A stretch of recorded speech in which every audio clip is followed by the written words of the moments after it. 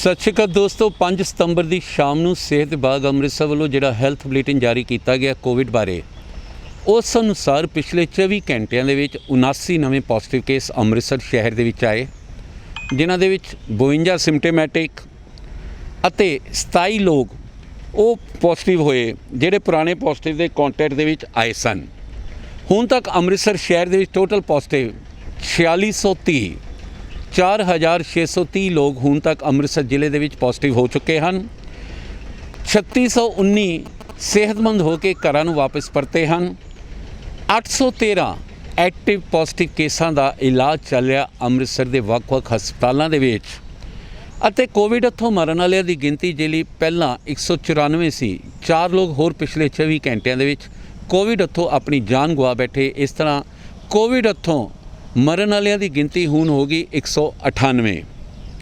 ਸੁਰਜੀਤ ਸਿੰਘ ਉਮਰ 60 ਸਾਲ ਤੁੰਗਬਾਲਾ ਦੇ ਰਹਿਣ ਵਾਲੇ ਸਨ, ਕੋਵਿਡ ਦੀ ਜੰਗ ਹਾਰ ਗਏ ਅਤੇ ਕੋਵਿਡ ਹੱਥੋਂ ਆਪਣੀ ਜਾਨ ਗਵਾ ਬੈਠੇ। ਰਤਨ ਕੌਰ ਉਮਰ 63 ਸਾਲ ਟਾਂਗਰਾ ਦੇ ਰਹਿਣ ਵਾਲੇ, ਇਹਨਾਂ ਦੀ ਵੀ ਕੋਵਿਡ ਦੇ ਕਾਰਨ ਮੌਤ ਹੋ ਗਈ। ਸਨੀ ਉਮਰ 35 ਸਾਲ ਬਿਜਲੀ ਵਾਲਾ ਚੌਂਕ ਦੇ ਰਹਿਣ ਵਾਲੇ, ਕੋਵਿਡ ਹੱਥੋਂ ਇਹ ਵੀ ਆਪਣੀ ਜਾਨ ਗਵਾ ਬੈਠੇ।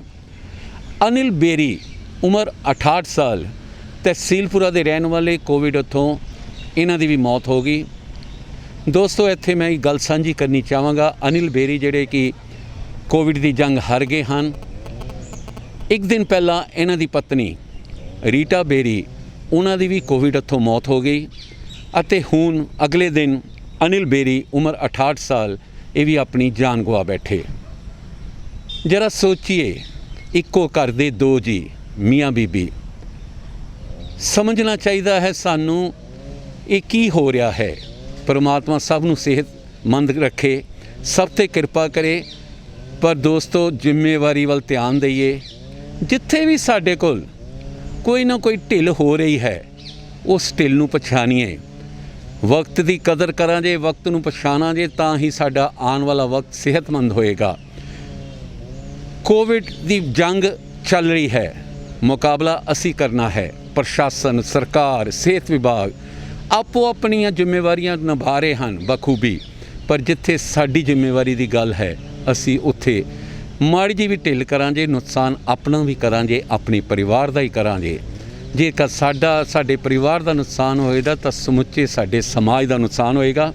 ਤਾਂ ਆਓ ਨਜ਼ਰ ਮਾਰੀਏ 52 ਉਹਨਾਂ ਸਿੰਪਟੋਮੈਟਿਕ ਕੇਸਾਂ ਵੱਲ ਜਿਹੜੇ ਸ਼ਹਿਰ ਦੇ ਵੱਖ-ਵੱਖ ਇਲਾਕਿਆਂ ਦੇ ਵਿੱਚ ਆਏ ਪਿਛਲੇ 24 ਘੰਟਿਆਂ ਦੇ ਵਿੱਚ।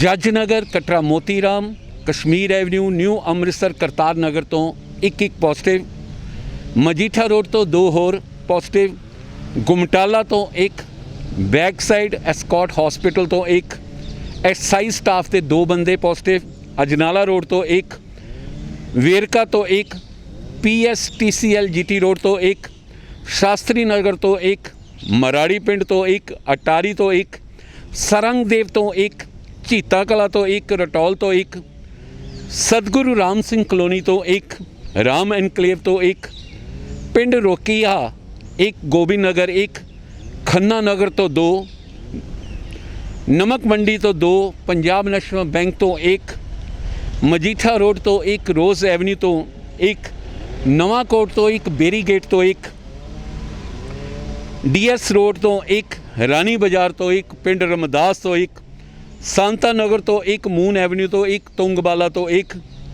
ਬਾਸਰ ਕੇ ਗਿੱਲਾ, ਪਿੰਡ ਬੋਡੇਵਾਲ, ਗੁਰਨਾਮ ਨਗਰ, ਮੁਹਕਮਪੁਰਾ, ਸੰਤਰਾ ਪੁਤਲੀ ਘਰ ਤੋਂ 1, Guru Nanakpura, Ranjit avenue C block ਤੋਂ 1। ਇਹ 52 ਸਿੰਪਟੋਮੈਟਿਕ ਸ਼ਹਿਰ ਦੇ ਵੱਖ-ਵੱਖ ਇਲਾਕਿਆਂ ਦੇ ਵਿੱਚ ਪਿਛਲੇ 24 ਘੰਟਿਆਂ ਦੇ ਵਿੱਚ ਪੋਜ਼ਿਟਿਵ ਆਏ। ਹੁਣ ਨਜ਼ਰ ਮਾਰੀਏ 27 ਉਹ ਲੋਕਾਂ ਵੱਲ ਜਿਹੜੇ ਕਿ ਪੁਰਾਣੇ ਪੋਜ਼ਿਟਿਵ ਕੇਸਾਂ ਦੇ ਕੰਟੈਕਟ ਦੇ ਵਿੱਚ ਆਏ ਸਨ। ਜਦ ਇਹਨਾਂ ਦੇ ਟੈਸਟ ਹੋਏ ਤਾਂ ਇਹ ਵੀ ਪੋਜ਼ਿਟਿਵ ਨਿਕਲੇ।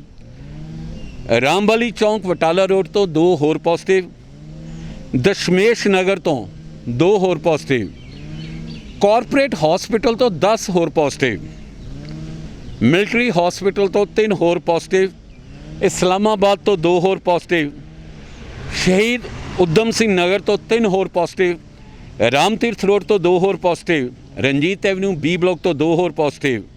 ਇਸ ਤਰ੍ਹਾਂ ਇਹ 27 ਲੋਕ ਉਹ ਜਿਹੜੇ ਪੋਜ਼ਿਟਿਵ ਦੇ ਕੰਟੈਕਟ 'ਚ ਆਏ ਸਨ। ਇੱਕ ਵਾਰ ਫਿਰ ਨਜ਼ਰ ਮਾਰੀਏ, ਟੋਟਲ ਹੁਣ ਤੱਕ 4630 ਸਿਹਤਮੰਦ ਹੋ ਕੇ ਘਰਾਂ ਨੂੰ ਵਾਪਸ ਪਹੁੰਚੇ 3619 ਅਤੇ ਐਕਟਿਵ ਪੋਜ਼ਿਟਿਵ ਕੇਸ 813 ਜਿਨ੍ਹਾਂ ਦਾ ਇਸ ਵੇਲੇ ਇਲਾਜ ਚੱਲ ਰਿਹਾ ਹੈ ਔਰ 198 ਲੋਕ ਕਰੋਨਾ ਦੀ ਜਿਹੜੀ ਜੰਗ ਸੀ ਉਹ ਹਾਰ ਗਏ, ਆਪਣੀ ਜਾਨ ਗਵਾ ਬੈਠੇ।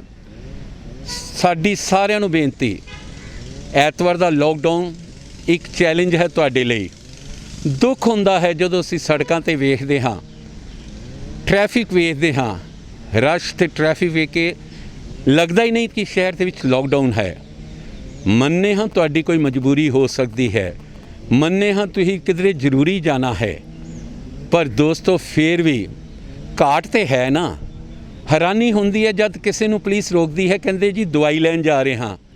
ਜੇਕਰ ਅਸੀਂ ਸੋਮਵਾਰ ਤੋਂ ਲੈ ਕੇ ਸ਼ੁੱਕਰਵਾਰ ਤੱਕ ਦਵਾਈ ਨਹੀਂ ਖਰੀਦ ਸਕਦੇ ਤਾਂ ਜ਼ਰੂਰੀ ਹੈ ਲੋਕਡਾਊਨ ਦੇ ਵਿੱਚ। ਚਲੋ ਦੁੱਖ ਸੁੱਖ ਮੈਂ ਨਹੀਂ ਕਹਿੰਦਾ, ਕਿਸੇ ਲਈ ਵੀ ਕੋਈ ਐਮਰਜੈਂਸੀ ਆ ਸਕਦੀ ਹੈ, ਪਰ ਹੈਰਾਨੀ ਹੁੰਦੀ ਹੈ ਜੀ ਸ਼ਨੀਵਾਰ ਕਿਸੇ ਨੂੰ ਪੁੱਛੋ ਜੀ ਮੈਂ ਦੁੱਧ ਲੈਣ ਚੱਲਿਆ, ਮੈਂ ਬ੍ਰੈਡ ਲੈਣ ਚੱਲਿਆ, ਮੈਂ ਗਰੋਸਰੀ ਲੈਣ ਚੱਲਿਆ। ਦੋਸਤੋ ਆਪਾਂ ਸ਼ੁੱਕਰਵਾਰ ਕਿਉਂ ਨਹੀਂ ਲੈਂਦੇ? ਸਰਕਾਰ ਨੇ ਜੇ ਲੋਕਡਾਊਨ ਲਾਇਆ ਹੈ ਤੁਹਾਡੇ ਹਿੱਤ ਲਈ ਲਾਇਆ ਹੈ, ਤੁਹਾਡੀ ਸਿਹਤ ਲਈ ਲਾਇਆ ਹੈ। ਮੈਂ ਬਾਰ-ਬਾਰ ਕਹਿੰਦਾ ਜਿੰਨਾ ਮਰਜ਼ੀ ਸਰਕਾਰ ਕੰਮ ਕਰੇ, ਜਿੰਨਾ ਮਰਜ਼ੀ ਸਿਹਤ ਵਿਭਾਗ ਸਾਡੀ ਰਾਖੀ ਕਰੇ, ਗੱਲ ਤਾਂ ਹੀ ਬਣਨੀ ਹੈ ਜਦੋਂ ਸਾਡੇ ਮਨ ਦੇ ਵਿੱਚ ਇੱਕ ਅਸੀਂ ਧਾਰ ਲਾਂਗੇ ਵੀ ਆਪਣੀ ਸਿਹਤ ਦੀ ਸਾਂਭ ਸੰਭਾਲ ਕਰਨੀ ਹੈ ਔਰ ਦਿਸ਼ਾ ਨਿਰਦੇਸ਼ਾਂ ਦੀ ਸਖਤੀ ਨਾਲ ਪਾਲਣਾ ਕਰਨੀ ਹੈ। ਸਤਿਗੁਰ ਤੁਹਾਨੂੰ ਸਾਰਿਆਂ ਨੂੰ ਸਿਹਤਮੰਦ ਰੱਖੇ, ਆਪਣਾ ਧਿਆਨ ਰੱਖੋ।